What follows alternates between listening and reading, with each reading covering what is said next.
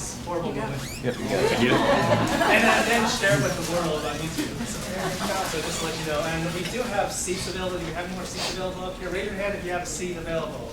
Right there in the back, over there in the back. So, and then we do have people, some sessions like I have people sitting on the floor. So nothing wrong with sitting on the floor. I promise I won't spit. So thank you very much for coming to this session on teaching and speaking to a generation of gamers. So this is the third session third presentation I've given today. So woo! And I have one more tomorrow, so I have a total of 4. It's actually quite amazing that I love to talk about technology, especially here at SREB and High Schools of Work. And like my first one on flipping the class was really, really fun. Has anybody here been to one of my sessions before? Oh wow, quite a few. So, yeah, Nashville. Yeah, there we go. Thank you for coming back. I'm sorry you have to suffer through this again. But as you know, those of you who have been, I like to keep the sessions very informative, very fun at the same time, high energy, and like to lambaste you with lots of information, so that you take home maybe 10% of it, but it's 10% more than you had before. But it's going to be a lot of fun. And then we're putting this on YouTube, so you can view this and again and again and again. I actually had people come to some sessions I've done year after year, and they came all 4 years. Great. But the thing is, you can then share with your colleagues. So, with that said, my name is Wang. I'm founder and president of KP Education Systems. And the reason I created this session because, as we all know, gamification and gamifying the classroom is a big buzz term. How do we bring that aspect into the classroom? And in the sessions that I've spoken in the past 5 years, I always bring up video games. And one of the things I realized when I ask people, about video games and things like that is that a vast majority of educators are not gamers. True. And the vast majority of educators don't have the understanding of relating to the students who are gamers. Who here plays Mario? Anybody? Yeah, all right, I got a few people. So it must be the audience that I attract. So we're all gamers here. So with that being said, hello. My name is Nai, and I'm a gameaholic. Hi, Nai. Hi. Thank you. I'm among friends here. I am 2 years sober of my last video game binge, which was Diablo 3. Yeah, thank you, Blizzard. So, I myself am a professed video gameaholic. I have been playing video games for my entire life. I have an addiction to video games, which I very well know. And on top of that, I know what to avoid. And unfortunately, I had to play this because I played 2. I waited a decade, and I had to play it. Oh my gosh. No. And I was sucked into a void for roughly 3 months. It was really fun. But I did make like $5 out of the whole deal, so. Selling really rare rings and gems. Anyway, so this is going to be a really fun session because this is something I'm really passionate about, and I want to kind of give you a little agenda as to what to expect. First, I'm going to give you a brief history of video games. Video games have been around for a while, but you have to understand that as the generations have come through, there have been a lot of changes in the way video games are and affected. We're going to talk about video game addiction. Okay, so this is a very interesting topic because how many know any kids who are addicted to video games? Raise your hands. All right, quite a few. There you go. So it's a very big problem. Now, how that affects education, and then we're also going to kind of give you a little insight onto the culture of gamers, because one of the big things that I found is that if you don't understand the students that you're teaching, if you do understand the students you're teaching, they're going to be even more effective than ever before. And then we're going to look at a few educational approaches towards these gamers at the end. But I just want to let you know that this entire focus is to educate you on the culture of gamers.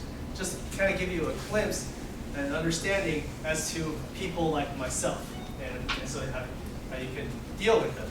And at the end, I'm going to basically highlight 2 tools that might help, that I can utilize a gamified approach.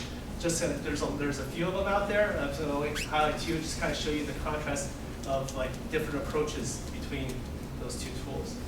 So I want to tell you a little bit about me because I want you to understand like why I'm up here talking to you about this today. First off, I was made in Taiwan. And as the joke goes, I was expert here when I ripened at the tender age of 2, like everything else ripens, with my family who immigrated here to the United States. Because of that, my first language was Chinese, so I am an English as a second language student. So therefore, when growing up, I had reading problems. I couldn't read a novel for the life of me. So I actually went through high school without reading a full novel. So my reading classes, my English classes were terrible. Another problem that I had was I had ADHD. So I couldn't focus, I couldn't read, and I had this problem. Now, as you know, a lot of kids have this problem now, right? Yeah. So, but the truth is it really a problem? See, when we came here, we opened up a Chinese restaurant, so we were really poor. I grew up in free and in the free and reduced program. So because of that, my parents didn't have the funds to send me to a psychiatrist and put me on Red Link. Thank goodness, because I had to deal with that problem and figure out how to turn it into something better. And for bless my parents, they had to deal with it too. Boy, did I drive them crazy. But I turned that problem into my biggest asset, because compared to my peers and even people who are like younger than me, I'm actually able to process information at a far greater rate than normal. So so I could look at things and I could see and I could absorb and I could not be overwhelmed. Like when it comes to video games, how there's some video games where they're firing a million bullets at you and you're trying to navigate between them. So if you remember in the scene in the Matrix when all these bullets slow down, I get that sense of feeling where I'm going into this bullet time mode where I could actually do this maneuver subconsciously because my brain's processing it faster than I can and maneuver that craft to the right spot. So, problem or superpower? Yeah. So thank goodness for that. No. But because of that, I couldn't pay attention. I even failed a math class. Now, a Chinese kid fail a math class? Seriously, is that even possible? But I did because I fell asleep in class. I was disconnected, and because of that, I didn't get very good grades in that class. My parents whipped me a new one, and then I redeemed myself a year later. So because of that, I love video games because video games held my attention. It allowed me to be able to express myself, to try many different things, do a level 50 times and fail and succeed again. So I was able to gravitate towards that, thank goodness, and it held my attention, which led me to programming, computers. I taught myself programming because it was a challenge, and then which led me to becoming a digital learning specialist. So the whole reason why I'm standing here today is because I created a company that I wanted to build a tool that works for me as the disconnected learner, as the digital learner, as the gamer, as the gamified learner. Because when I was going through the system, I did not fit the education model. So when I grow up, I'm like, I want to make a change in education. So I really focused all my years as an adult into So now we are at a generation of instant gratification. So I'm going to pop open this video here. And actually, there's a light switch behind you over there, the guy in blue. If you wouldn't mind flipping it, it actually makes it more easy. So. Okay, we're going to stick this in here, and then I'm going to pour in the milk. I hope this works because I didn't bring a change of pants. Look, I Googled it. It's a fake picture. That's it. Milk cake for you. Anyone else want to join the milk cake club? It's just kidding, boys and girls. Everyone gets cake.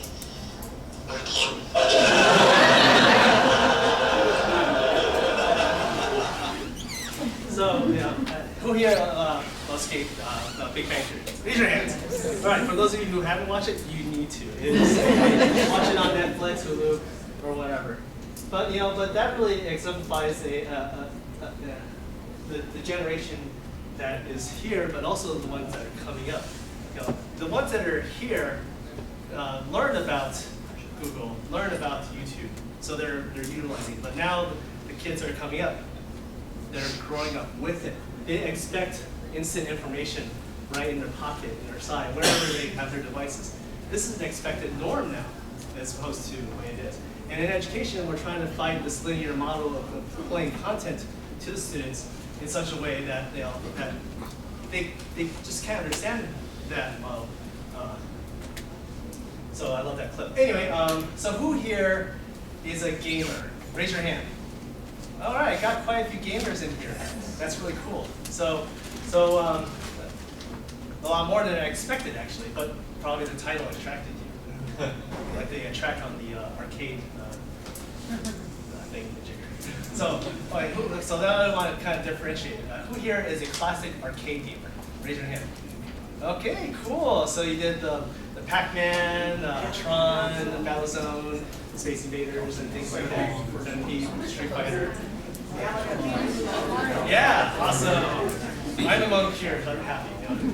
All right. So who here is a console gamer? Raise your hand.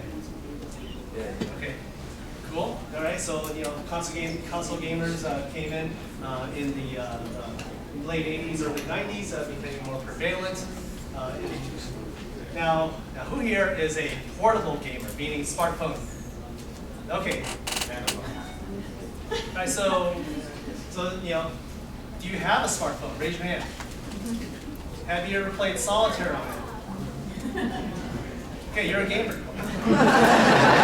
Have you played Candy Crush on it? There we go. You're an addict, right? So the thing is, we went from select places from bars and restaurants, pizza parlors, arcades, to the home where you can have it at any time, to now. Actually, when I meant portable, I meant PS, Game Boy Advance, or the little handhelds, Game Boy, yeah. To where you can bring it with you. To now, it's in everybody's pocket. So it's there and it's there to stay. That's cool. And then, yeah, there's my solitaire.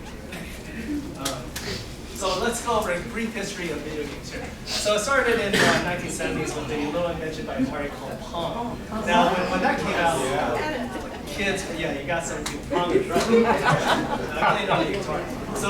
So when this came out, this is a whole new medium of expression. Wow, I can do this and make the ball move around back and forth. Kids scoff at it now, but it was such an amazing innovation. But then the Pac-Man came out, which then allowed you to do a lot of things. Donkey Kong, Super Mario Brothers, yeah. So all these things started to influence the culture of how we approach entertainment. Then we got console games like Legend of Zelda. Zelda people here on the NES. Then Street Fighter came out. So as the years progressed, the games got more and more complicated. Graphics got better, faster, Sonic, So things started to really progress down a really steep model where where it's all about stimuli. So this is an interesting graphic that I created. It's a theory that we're working on of contrasting entertainment and how education is today. So over here on the left, you have classic cartoon. You've got Felix the Cat, so if I grew up with that. Mickey Mouse, of course, who doesn't love Mickey? Smurfs, SpongeBob, for those of you who tolerate some SpongeBob. But the thing is, as a kid, you grew up watching these characters, you were entertained by them, you grew to love them, sitting there in front of the television that your parents set you in front of, right? So because of that, what you're doing is you're learning that I'm getting my entertainment sitting in front of the television and having this information passively fed to me. You're growing enamored with the character, you buy products that have the character's picture on it, and you go to Disneyland or whatnot. So what this is basically saying, I learned from watching the device. Then I go to the classroom, I sit in a nice neat row, and then listen to the teacher lecture. So that type of education system worked actually for quite a while, from the 60s all the way up to probably the 80s, early 90s. But then when video games became more pervasive in everyone's home, instead of sitting in front of a passive television, now the kids are identifying with these characters, the avatars, and then becoming involved in their lives and the story rather than being passively told. So what happens is like they actually make decisions using the controller on where they move the character, how far they jump, what they do. Do they jump on the Koopa and take the turtle down to the castle and save Princess Peach? Yes, because that's what they do. And they identify with these characters now. But the biggest difference is now they're in control of their entertainment. They're not just watching a story unfold in front of them. And because of that, they come into the education system, they sit in their nice neat rows in the classroom, which I hope none of you do, and they're being lectured at in the old style of learning. So what happens to them? They disconnect, because they're like going, this is what I'm used to. I grew up with this since I was a little boy or girl. I've been in control of my entertainment. I've been in control of the avatar. I want to make decisions. I want to do these things. I want to do it over and over again because I want to beat that level 50 times. So they are trained that way to receive information, and we're trying to stick them a round peg in a square hole, or a square peg in a round hole. Sorry, and make them try to fit. So that's my theory on entertainment. I always ask, like, what do you guys think about that? Yeah? You agree? Yeah. Try to keep you all awake too. So because of that, actually, there a YouTuber called Vsauce came out with this video, kind of describing a really cool way of thinking about books. So if we get the lights, please. Thank you, sir. So. In the 1990s, Douglas Rushkoff coined the term screenagers to describe a generation that for the first time ever was growing up to think that images on screens weren't just something to passively stare at, but instead were something to be manipulated. Well, today, it's even more extreme. The tools and connectivity provided by the web allow us to think of images on screens not just as things to manipulate, but as things to project our own identities onto. Not everyone who does this is a professional storyteller, or acclaimed poet, or coherent. But content aside, hyperlinked webs of human expression are incredibly rich environments, and they exercise the brain. More so than books? Well, for the sake of argument, let's read from Everything Bad is Good For You, a book by Stephen Johnson. Now, in this passage, he imagines a world in which books were invented after video games and the World Wide Web. Kids everywhere are starting to read these newfangled books, and teachers and parents are concerned. He imagines they might say something like this. Perhaps the most dangerous property of these books is the fact that they follow a fixed linear path. You can't control their narratives in any fashion. You simply sit back and have the story dictated to you. For those of us raised on interactive narratives, this property may seem astonishing. Why would anyone want to embark on an adventure utterly choreographed by another person? But today's generation embarks on such adventures millions of times a day. Reading is not an active participatory process, it's a submissive one. The book readers of the younger generation are learning to follow the plot instead of learning to lead. Interesting. But So, that was a really cool little clip from his YouTube channel. And if you haven't seen, anybody who's seen Vsauce videos? A few of you. It's great, it's like infotainment basically. They have like lots of great topics on science, biology, and things like that. But it's all done in such a way where it's not very educational, but it is educational at the same time. Kind of like the free version of Mr. Wizard or Bill Nye the Science Guy on YouTube. And they put up topics every week, so gotta check it out. So this one, I love that clip because we're talking about sending kids backwards to books, where they're used to this whole entire world of control and controlling the narrative and making decisions. And we've got to change that, right? So let's talk about video game addiction, okay? Video game addiction is a real thing. It's not just like, hey, I'm just wasting time on video games. In fact, like it's so not discussed about in our society that people say, just stop playing. Well, if you really know what an addiction is like with video games, you can say, no, I can't. And I can tell you that from personal experience. 97. So I'm not saying about addiction, but let's say in a recent study, 97% of youth, 2 through 17, have played or are playing video games. So we already got that off the bat that almost everyone, or we can almost say everyone, has played video games. So that accounts for 64 million kids in the U.S. who are doing that. The ages of 2 to 5 are the fastest growing segments. These kids with smartphones are doing these things and they're playing games because that's a form of entertainment. Don't play with Legos and play with Legos on your smartphone. And they have some really amazing apps for that. But it's a digital medium and they're growing up with it. So in China, they actually have a boot camp devoted to video game addiction. So I'm going to show you this little clip here.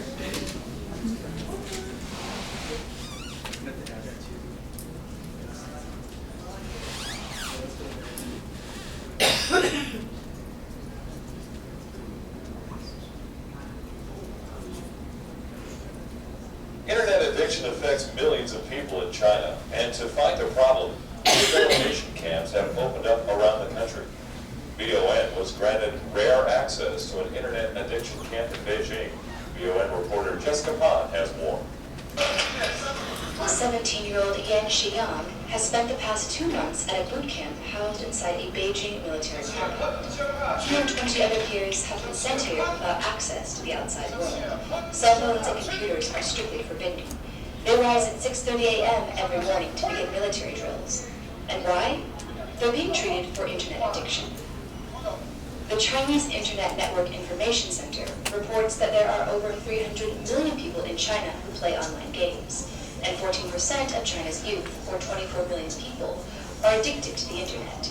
Researchers use questionnaires to determine if someone has an unhealthy obsession with the internet. Subjects who fit the bill typically spend 10 hours per day, 6 days per week playing online games. Addiction researchers from Xidian University have studied the negative effects of internet addiction disorder, also known as IAD. They spoke to VON via Skype from Xi'an. So, isn't that startling, right? So, we think we have it bad here. Boy, they got quite a bit worse.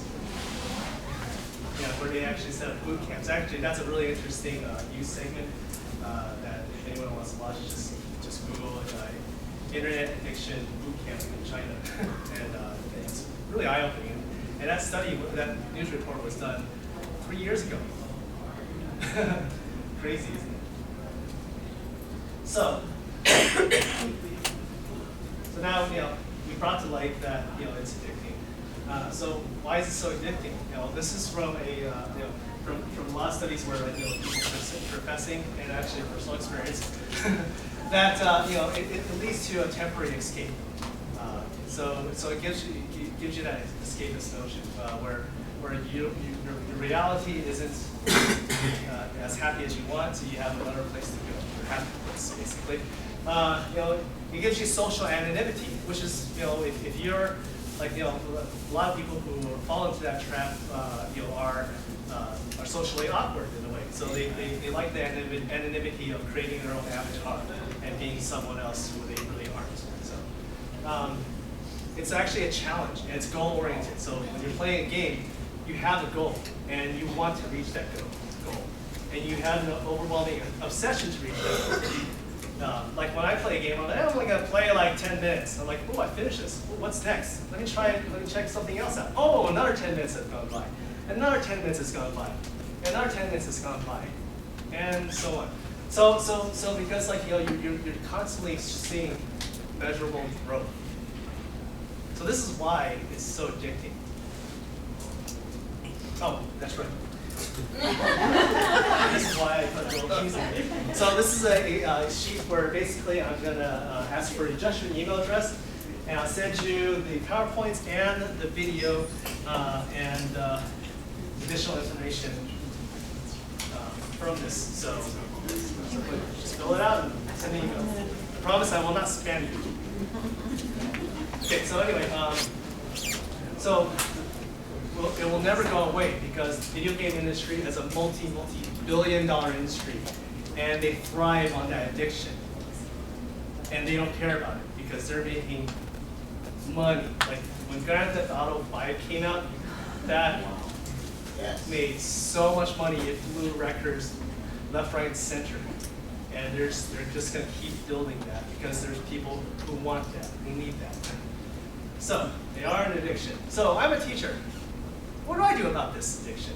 Well, what can I do with it?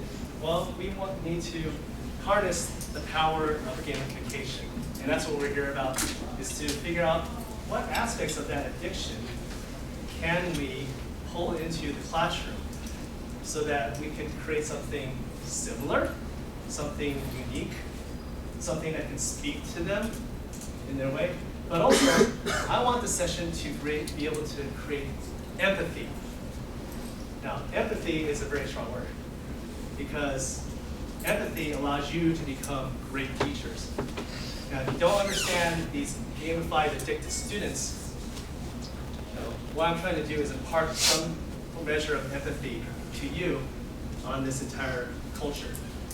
So, it's the culture, and the culture of video games is so popular that the 2013 top sci-fi book called Ready Player One, this was the top sci-fi book in 2013. Now, if you want to get a glimpse as to gaming and gaming culture, read this book. It's a young adult novel. It's very simple, very easy to read. It's going to be like reading Hunger Games or something like that, or Harry Potter, but not as long. Yes? Yes, they are. There's a movie option for that, which is going to be neat, but read the book because they go into so many references about, and if you grew up in the 80s, you'll love it because it's all about pop culture, video game references, and things like that. But the thing is, like, it's about a dystopian society where everybody is jacked into the internet or a virtual reality world because the real world sucks. And so all business transactions, everything happens within that world. And basically, it's an action adventure game. This movie, not movie, but book, where these kids, go through and solve puzzles and things. It's really fun. But the entire thing is like, it really delves into what is real. Are you the avatar or are you the real person? And what defines reality? And what defines you as a person? Are you this person you made up to be, or are you something else? So it's a really cool book, and it's short read, and it's coming out. And I listened to the audiobook because remember, like I said earlier, I can't read a novel, so I listen to audiobooks all the time. And it's a really fun audiobook too. So the more you know, the more you can relate to your students and become the better mentor that you are as you work with these kids who are addicted to games. Yeah, remember that too, NBC, right? Or what I like to say is this. Now we know. Yeah, no, I guess after that. Yeah, there you go. Okay. So the more you know, the better. Okay, so my job here is to impart some part of my gaming culture geekiness to you, so that you can say, hey, now he's like that. Now I know why this person's like this, or something like that. So the first thing is I want you to understand the language of gamers. So there's a subculture of L33T speak. Now, those of you probably know what this means, but for those of you who don't know, this is called elite speak. Elite or elitism, or elite people. That's what that implies. And so there's actually like a subculture of language that using acronyms and things like that, especially substituting letters for numbers that people use. So this is one that is popular. So it says, "Hey you, I'm leaving the will phone you campfire chickpot." SREB. So what does that mean? You know. So do some of you know? Okay, a few of you can understand this. So yeah, bingo. So, so if we translate it to practical terms, it says, "Hey, you newbie." So newbie is basically somebody who doesn't get into a game and doesn't have a lot of experience. I'm an elite person, and I will own you, or dominate you, or kill you, depending on the game. And it's calling them camper. So campers are really despised in certain games because all you do is just sitting in one spot and waiting for an opportunity. And in SMH, which actually is a very common term, it shakes my head, yeah, which is, most people know. And then you got the little like googly eyes. So there's a language, but the thing is like they use this all the time and to communicate different levels of frustration, different levels of like intent, especially depending on the game. So if you're playing like a lot of these MMORPGs, like these words flash over the chat window quite often. So, huh? MMORPG. Yeah, I'm going to talk about that a bit. So, morphs. So, so everyone be prepared to be schooled with a K. All right. So, what is grinding? No, that's not what you think. That's not what you think. Okay, so all about what's grinding. You keep doing something over and over again until you get to a level of mindless, stupid stuff. Doing mindless, stupid tasks over and over again, which is also considered farming. Well, actually, this is to get to a level. The other one is different. So grinding is something that kids do a lot, and not in the way that we think. So an example of grinding is I sit in front of like this takes back to when I was playing a online RPG, and you had this skill called fishing. So you had to sit in front of a computer and hit the fishing button once every 30 seconds, and you had to do it over and over again to increase your level. And all you're doing is just going fail, fail, success. So a lot of video games focus, depending on the game, on grinding, which is basically getting a kid to do a repetitive, boring, obscure task over and over again to achieve a certain goal, which might not even affect the game sometimes. So it's actually phenomenal, like what I go through to wanting to get to improve a skill. So farming is another thing which somebody can say what it is. Anybody? Over there on the left, right, left. Go ahead. Trying to collect a lot of materials generally. Huh? So you're out looking for a bunch of stuff. Say Yeah. cloth or whatever. Farming is basically it's basically spending your time collecting loot or cash or something like that, and you're doing this repetitive task over and over again to accumulate wealth. So you're not doing anything new or different or fun in some cases, but you're doing this so you can get more gold, gems, and whatnot. So like when I was stuck in Diablo world, I would spend 2-3 hours farm gold and just so that I could buy the next piece of armor I wanted to get.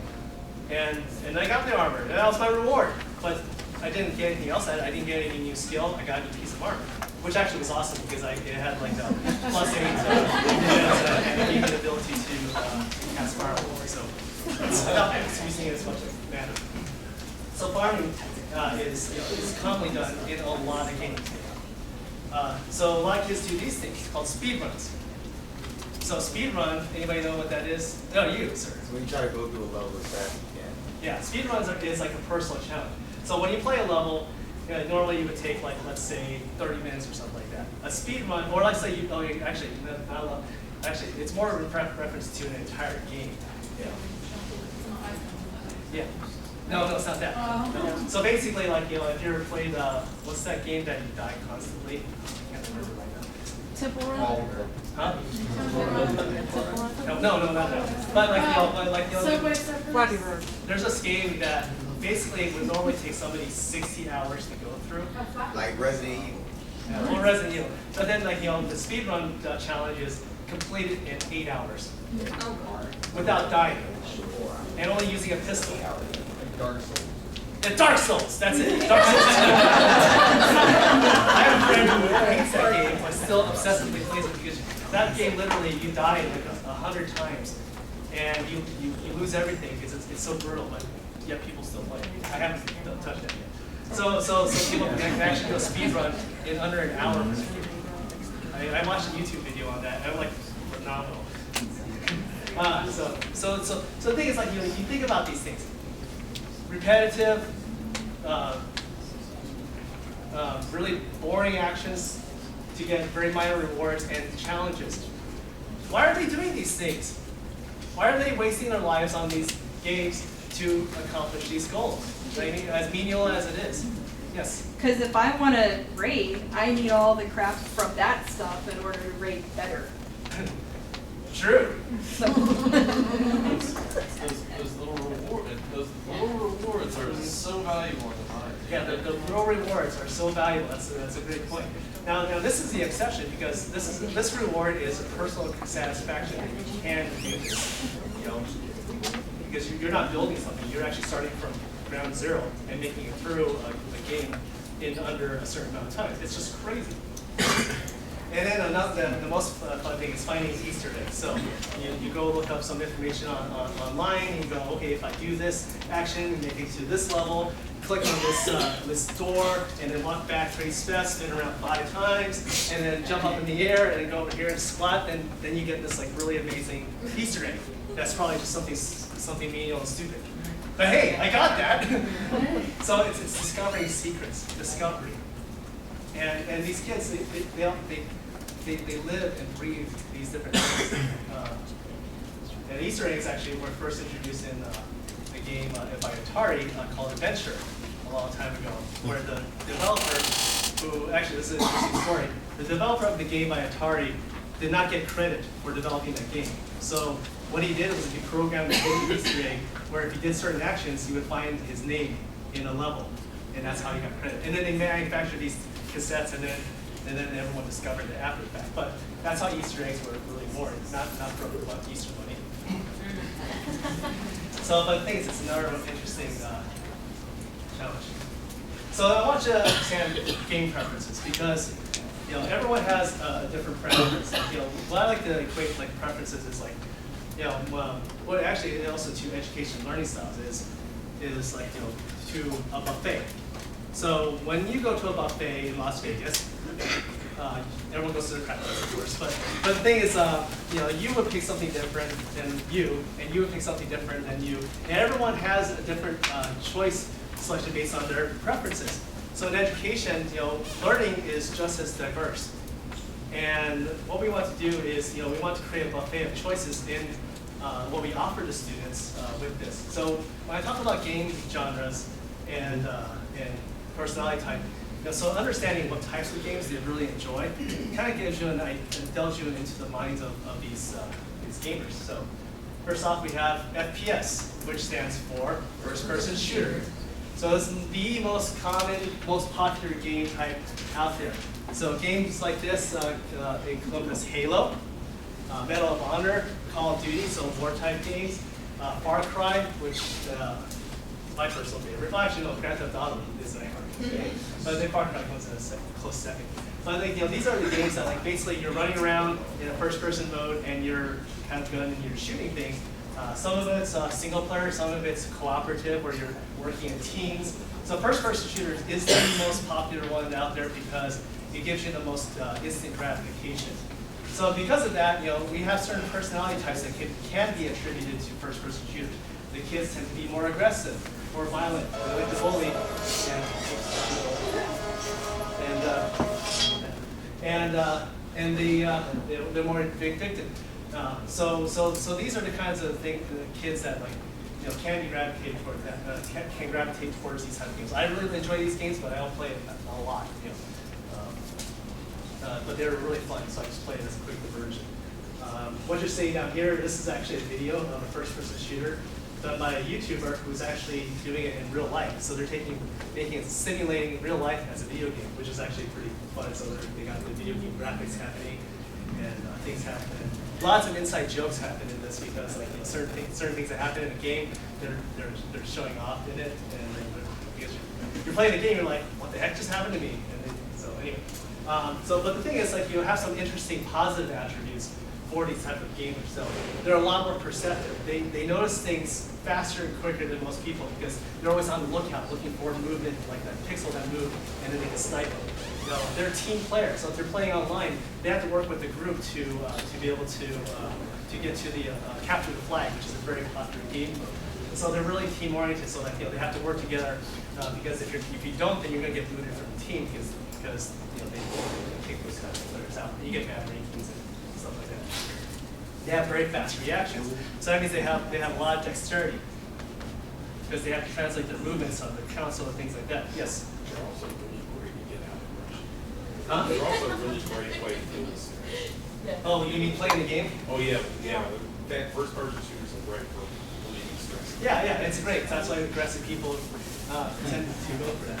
And the thing is, like, they also are very adaptive to the situation, so they can react really quickly to it. So these are like, so what I'm trying to do is contrast the negative and the positive attributes of the various things because, like, there's a lot that can be said about first-person shooter. The next genre is MMORPG, or MORP. So what that stands for is massive multiplayer online role-playing game. This is the second most popular game type out that kids play. And what that simply is it encompasses games like Diablo, WoW, which stands for World of Warcraft, Dota, the Defense of the Ancients, which is a free game, actually, so anybody can download and play it. And so is this one, Star Wars: The Old Republic. These are the two, WoW, Dota, and Star Wars: The Old Republic, which are the three largest MMORPGs. Star Wars: The Old Republic is based on the Star Wars universe, so of course you're going to love it. Any Star Wars geeks out there? Yeah, of course you would do. Oh, and the new movie's coming out soon. Oh, wait. So basically, what morphs tend to gravitate towards these sort of personality types. The reclusive students, the passive ones who aren't the ones who raise their hands in the class because they're immersing themselves in this virtual world.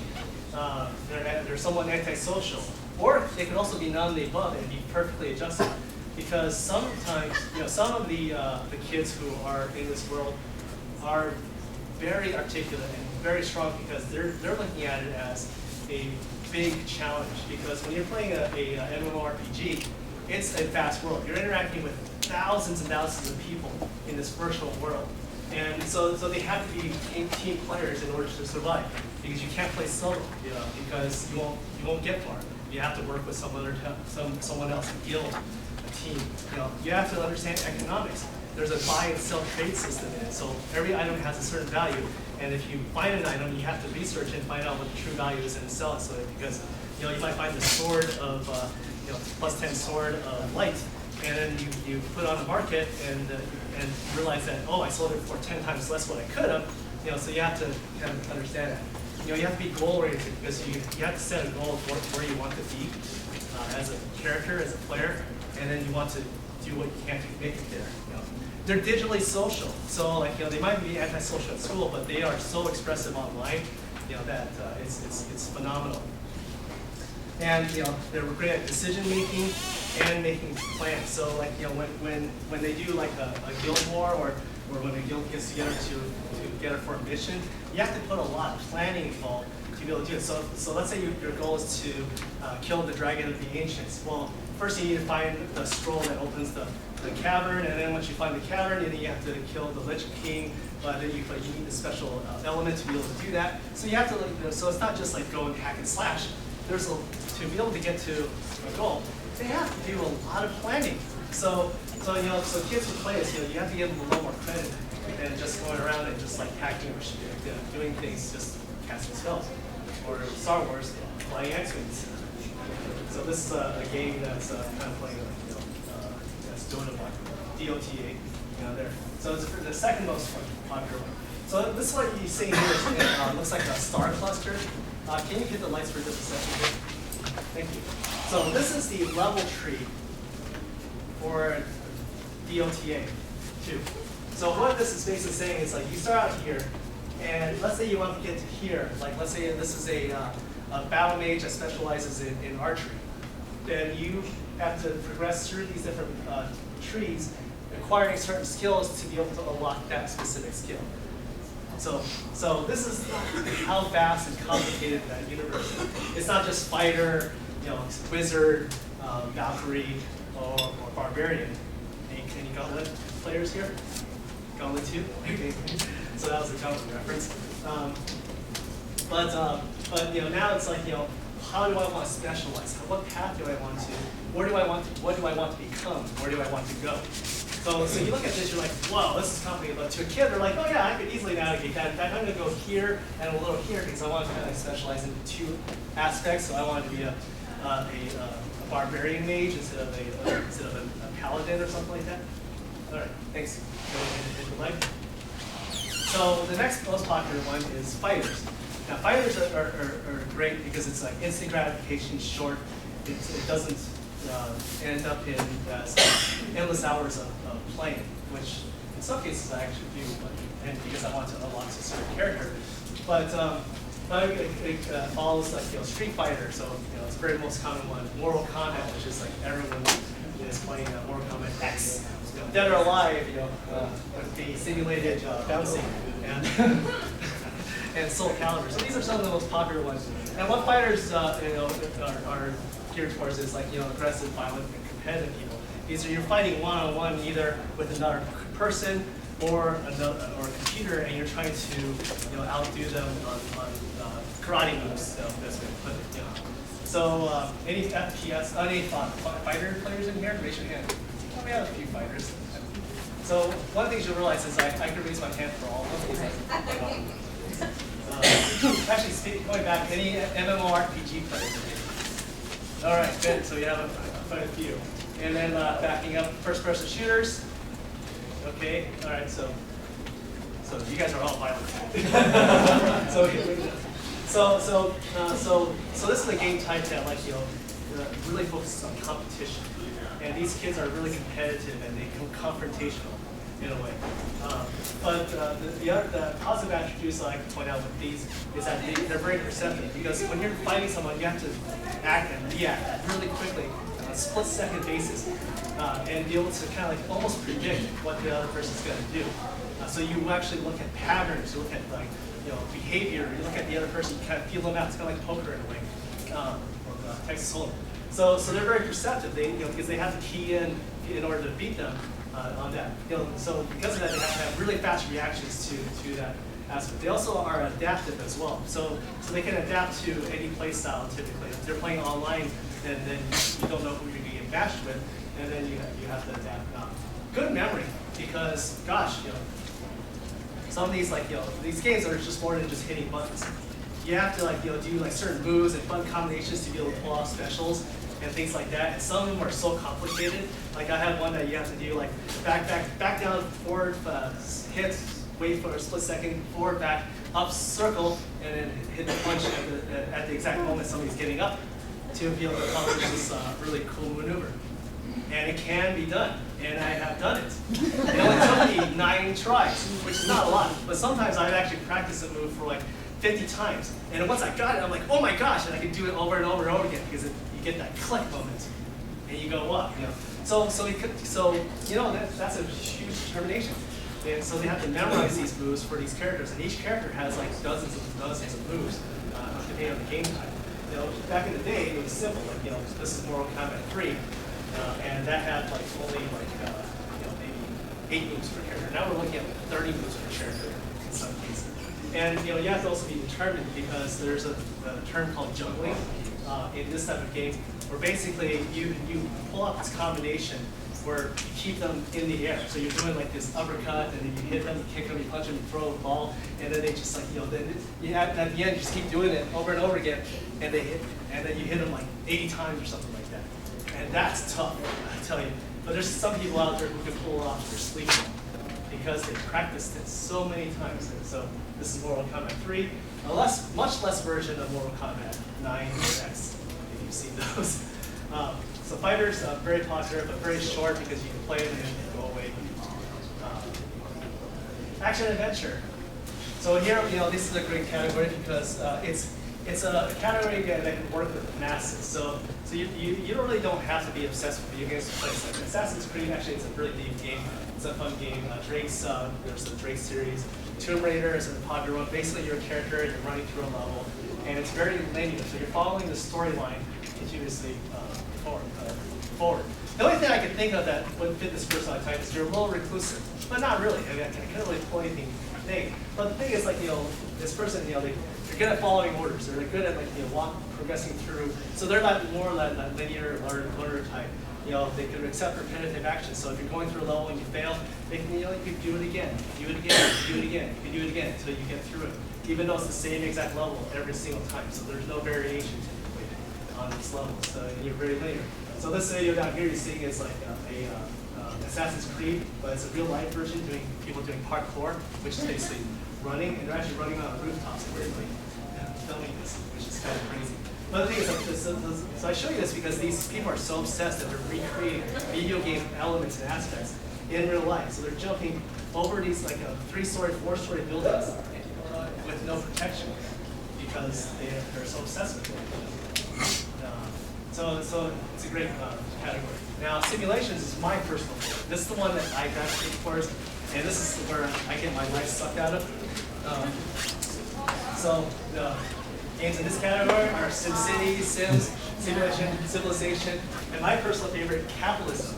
So Capitalism is the game that actually taught me how to like build a business, because it's a business simulation, and I love it. It's all about numbers and retail and selling and manufacturing, and I love this stuff. Yes. True story. Our civilization actually spent regular civilization to the original first actually spent 20 hours. 20 hours. In one session? Oh. Hey, that's an average age. Yeah. Oh yeah, civilization is because you like one more move, and they even program in the later versions. You should get up now. Don't take another move. Yeah, because like you get so wrapped into it, you want to make that next move, and so on and so forth. So I got 7 minutes left, right? Am I good on time? Great. So you guys having fun? Yeah. Learning a lot? Yeah. Yeah.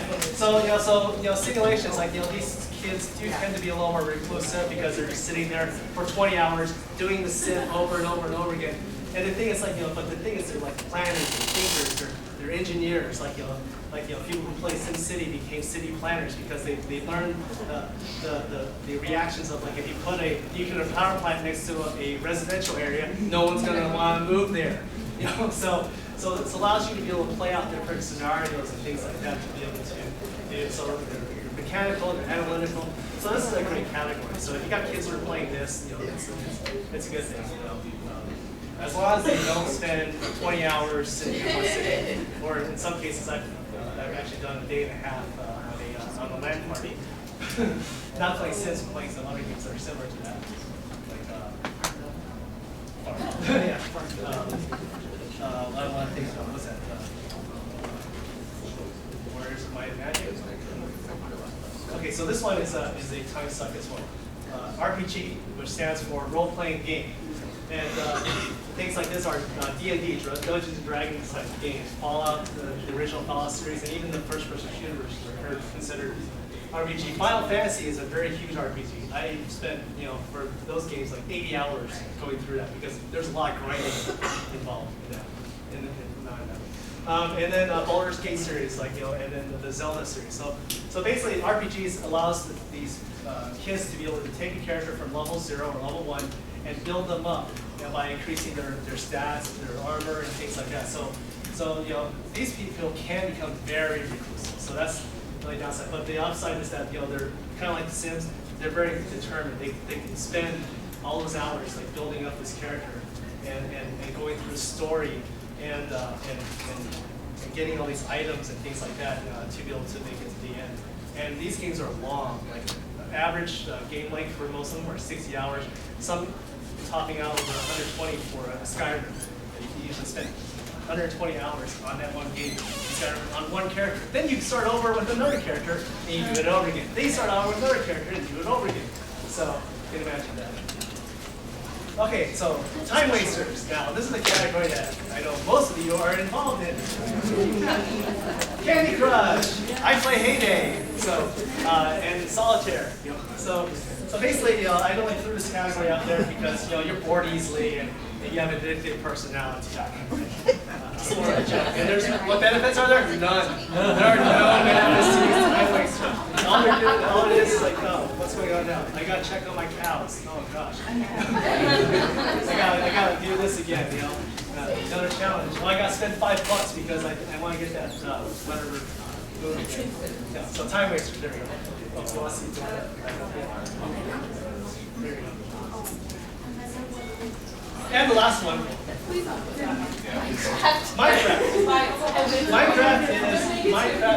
Minecraft. Okay. What is Minecraft? That's even something that I don't understand right now. I mean, the thing is, kids are playing it at 4 or 5 years old. And they're on YouTube. yeah, exactly. They watch YouTube videos of other people playing Minecraft at that age, and they build things. You can craft items, but they're doing this at 5 years old in an open world where it's just. I mean, so right now it's unknown. The only thing I can say is that there are people who like Legos, that like building things, creating things, and searching for gems and information. So Minecraft is so, and this is a video of somebody who created a video of Minecraft in real life. So they simulated their front yard. But the cool thing is like Minecraft is a phenomenon, and it's something that your kids the kids are growing up are enamored with, and how is that going to affect education? And that's something that I'm going to closely study to find out. So in the last 3 minutes, so how do we tap into this power? So now you've learned a lot about this gaming culture. You have an understanding of these kids and things like that. So the thing is, the truth is, we've been doing gamification for decades. We have been applying those principles, but we've been doing it in a way that's not connected to these students, so they become disconnected. So I want to tell you the truth is that we have been employing principles like that. You probably didn't realize it, but the thing is now we have to incorporate technology. Technology is the key. And I had this really funny video about technology that I don't have time to show. Sorry, because I kind of got a little too far into the video games. But the thing is, we are the wisdom that guides them and navigates them through this digital highway. And because of that, we have to be there to help them distinguish the information, absorb it, but also teach them how to learn this information of instant gratification. So what do we do? Make education into a game? Oh, I say no. You don't make it into a game. That's the first thing that you can do wrong. You don't create games just for game's sake. You want to incorporate the principles that gamify the experience. So there's a lot of really simple things that you can do. By creating utilizing the core motivators of gamification, which is like instantaneous feedback. Technology is a tool that can actually provide that. Give them steady, viewable progress, and provide achievements, awards, and badges. When I say we've been doing this for decades, how many of you had put up stars on a board? That's one way, but now we have to do it digitally. So we have to do it in such a way that's good. So really quick, the last 2 minutes I'm just going to breeze through it. There's 2 tools. One of them is 3D Game Lab, so you should check it out. They actually build badges and things like that, and then the other one's KB Compass, and this is something that I've built that is designed to approach gamers. And I'm only bringing this up because there's 2 different approaches to gamification. So here we have the 3D Game Labs is an open platform. It's customizable. It's a reward center. So they're basically focusing on what did you do to earn that badge. They have a virtual currency system, so you can buy certain things, whatever it's it uses a branching system, and it has a steady progression as you go through different things. So it's called 3D Game Lab, but they have absolutely nothing to do with 3D, so I don't know what that. Now, KB Compass is something that I just wanted to mention to you briefly. It's a closed beta. It's actually a very powerful system. But the reason it's a closed beta is because we only want the right people who are really gung-ho about pioneering a whole new way of teaching to be part of it. So we actually screen applicants to find out, if you're capable of be able to be successful, because we're going to invest time in you on holding your hand to become successful. So we don't want that to be wasted. So it's closed beta, but it contains a very strong authoring suite, which is content-centered, which is very important, and project-oriented. So it utilizes a lot of projects to get there. But the biggest thing is it has an artificial intelligence system in it that utilizes a lot of assessments to be able to accomplish that. So the first thing is keeping compass. There's 3 pieces to a project. We have a badge, we have information, the knowledge that's needed to complete this project, and then we have the evidence that's required to be able to complete this project. So the evidence can be in the form of a reflection question, a file submission, and a grading rubric.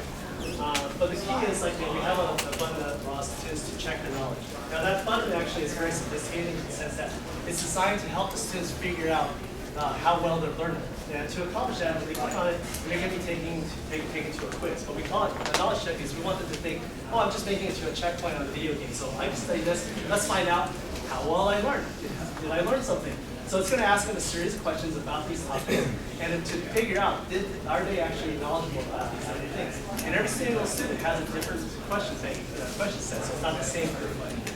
And then we get to the intelligent tutoring system, because then what that happens is it actually gives you targeted feedback. First, it tells you what level you are in this module. So this one, I'm going to put this, you can be novice, apprentice, or scholar. Then it tells you, hey, you did well on these 2 topics, good job. We're actually going to remove that information and put it aside. On these areas here, these are what you need to focus your time on. Study it again, and then come back for another knowledge check. Different set of questions. It's how to utilize this artificial intelligence to select the questions. And then what happens is, we're trying to determine, did you actually learn something? If you did, then we're going to level you up and change the color from red to yellow to 75 row. Now, if you do well in this one, this is actually yellow. Yellow's turn green and actually get removed. So the content will get narrower and narrower as they focus on the areas that are giving them the biggest trouble, which is what we call the remediation and mastery system, because they're remediating content over and over again that they're having the hardest time. So eventually, to the point, they're going to get down to the last 2 topics, and then continuing testing. So this is using assessments as a positive tool to get them to level up, see progress, and move forward. So this is an open platform, which is something that I'm going to send an invitation to all of you who fill out your email and say, hey, you want to check it out, and then I'll interview you. But this is really telling us to say, hey, how are all my students doing? Where are they at? What level are they at? Have they done the work in each of the modules? And things like that. So this is a very great way to kind of visually see where everyone's at. But the entire power of that system is basically giving you data and utilizing a way of approach to make this kids more interactive. And the people who have done this, I have a teacher who did music education, I have another teacher who did business finance, I have another teacher who's doing a math module, and we found it's better than Khan Academy. And this is actually a quote, which I'll email to you in the PowerPoint slide, from one of the teachers who was in my session last year, who went through a series of evaluations. And this is what he had to say. He compared us to Buck Institute, Project Foundry, and things like that. So I don't write a short little blurb. So he looked at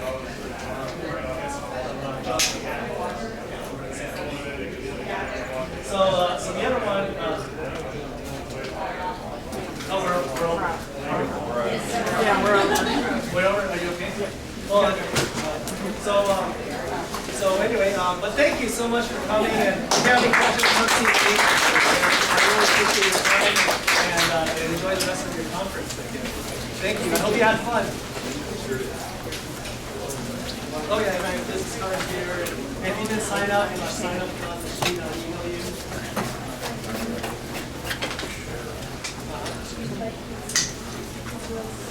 Oh yeah. I mean, yeah. Laurel, I'll see you around. It's great hanging out tonight.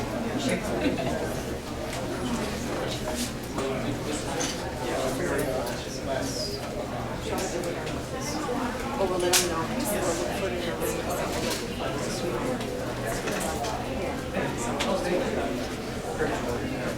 Don't forget to write your evaluations about me. Oh. Thank you, thank you. Oh, thank you so much for attending. Oh, hey, it's good seeing you.